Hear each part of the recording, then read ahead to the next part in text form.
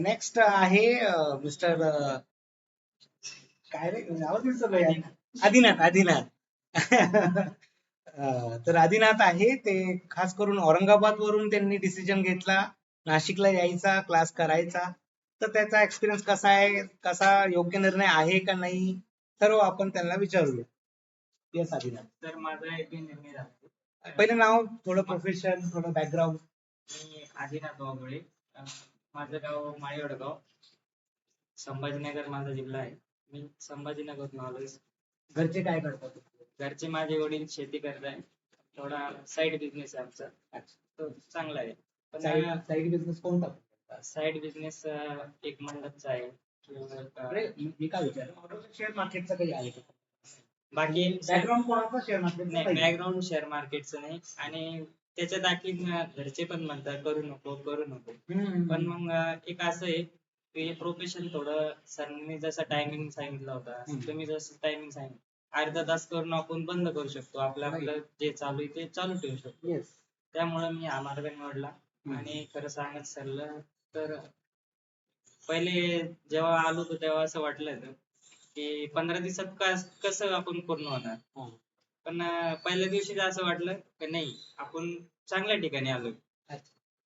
मी जेव्हा सरला सांगितलं होतं पहिले पुण्याला जाऊन आलो इकडे, तर मला वाटलं नाही. तर डायरेक्ट मी इथं फोनवर आलो, ठीक आहे भाऊनी सांगितलंय चांगलं आहे तर चांगलंच असेल, त्या कारणाने आलो. पण खरंच खूप छान होतं. आणि सर तुम्ही आम्हाला खूप चांगल्या लँग्वेज मध्ये सांगितलं. खरं तर सांगायचं ठरलं तर सगळ्यांना इंग्लिश मध्ये सांगता आणि मला मराठीमध्ये. माझी जी लँग्वेज आहे, मला जे टेक्निकल शब्द समजेल ते माझं शिक्षण थोडं काम आहे, तर मी जास्त लक्ष नाही दिलं घरी जास्त काम. तर मराठी मला जी समजते, जी माझी लँग्वेज आहे, तसं तुम्ही सांगितलं त्याबद्दल धन्यवाद सर. खरंच मी आतापर्यंत क्लास म्हणजे शिक्षण 10वी क्लास केले तेव्हा मला कळत नव्हतं घरचे काम ते सगळं आहे. पण मग असं वाटलं की क्लासमध्ये फक्त टेक्निकलच भाषा यूज करता ये, तसं काही नाही. तर सर तुम्ही खरंच खूप छान सांगितलं. आणि ओव्हरऑल प्रॅक्टिस म्हणजे आमची पहिल्या दिवसापासून स्टार्ट झाली.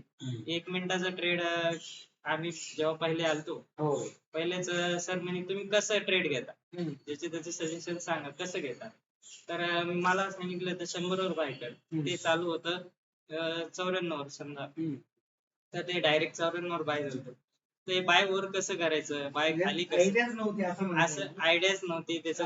आता या लेवलला आपण आलो का की आपण पूर्णपणे आपल्या प्राइस जो डिसाइड झालाय त्याच्यावर येऊ शकतो. आपले 2 कंटेंट आहे, जसं मी पहिला दिवस म्हणतो की कितीवर घ्यायचं हे तुम्हाला घेता यायला पाहिजे आणि कितीवर का घ्यायचं हे माहिती पाहिजे. तर पहिलं आपण प्रॅक्टिस केली, त्याच्यावर तुम्हाला समजलं की 100 ला घ्यायला लावला तर 100 लाच घेता येईल. तो आला प्रॅक्टिस लाईव्ह मार्केटिंग. आणि सेकंड पॉईंट, मग 100 ला का घेतला तो पण पॉईंट कळाला. आपण टेक्निकल मध्ये जे काही कव्हर केलं. येस येस बिलकुल सर. तुम्ही जे शिकवताय ते खूप छान शिकवताय. कारण माझे मित्र पण मी इकडं नाशिकला आलो आणि ते पुण्याला गेले. तर त्यांचे पण क्लास चालू आहे. 35 दिवसाचे क्लास आहे. 25,000 दिले त्यांनी. राहायचा घ्यायचा खर्च अलग दिलाय. आणि त्यांना विचारलं मी सहज 1-2 दिवस झाले तेव्हा फोन केला, तर कसं चालू आहे क्लास तुमचा. तर ते म्हणे, त्यांना सहज विचारलं तुम्हाला कसं कसं शिकवताय. तर ते म्हणे आम्हाला कॅन्डल पॅटर्न शिकवताय. खाली पहिले सांगून एक नुसतं फक्त सांगितलंय का असं असं बाय करावं लागतं वर, असं असं खाली बाय करावं लागतं. स्टॉप लॉस तर त्यांना 15 रुपये खाली लावायला लागले. अरे बापरे. ओव्हरऑल म्हणजे ते कंटिन्यू 15 रुपये खालीच लावतात. तर सर आपली स्ट्रॅटेजी जर आपण बोललो तर आपण खाली लावायचा तो शब्दच काढत नाही.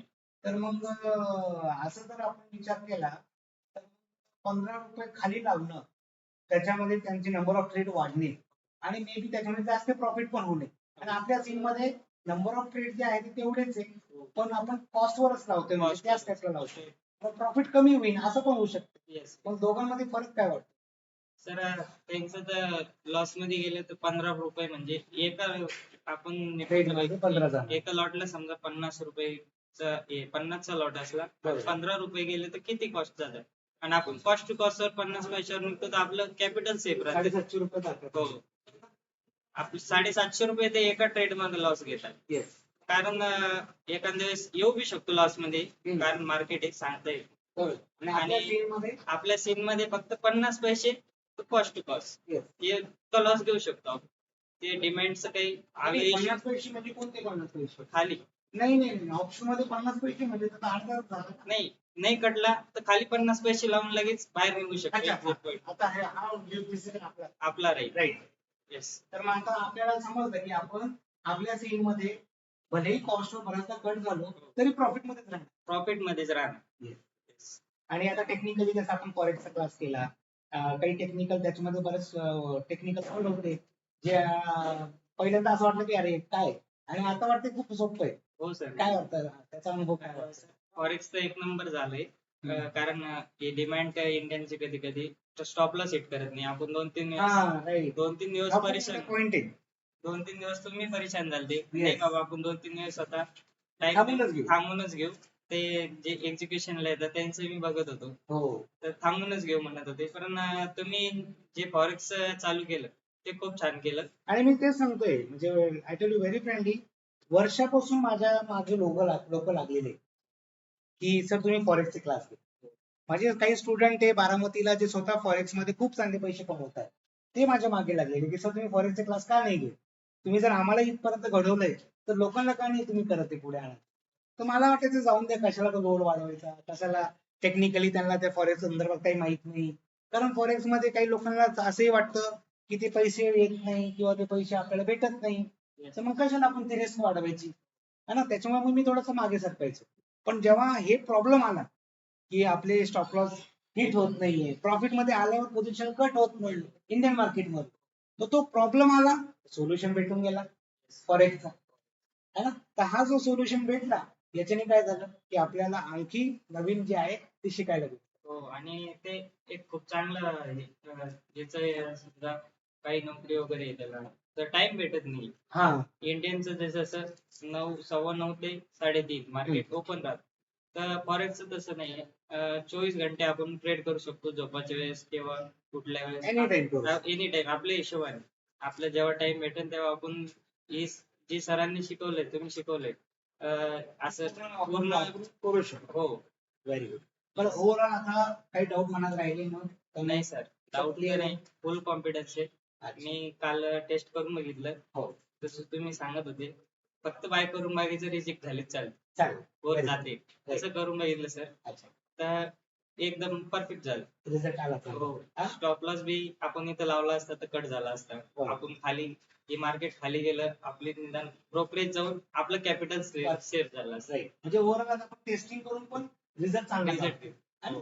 आणि मी सर्वांना सांगेन बॅक टेस्टिंगला टाइम द्या.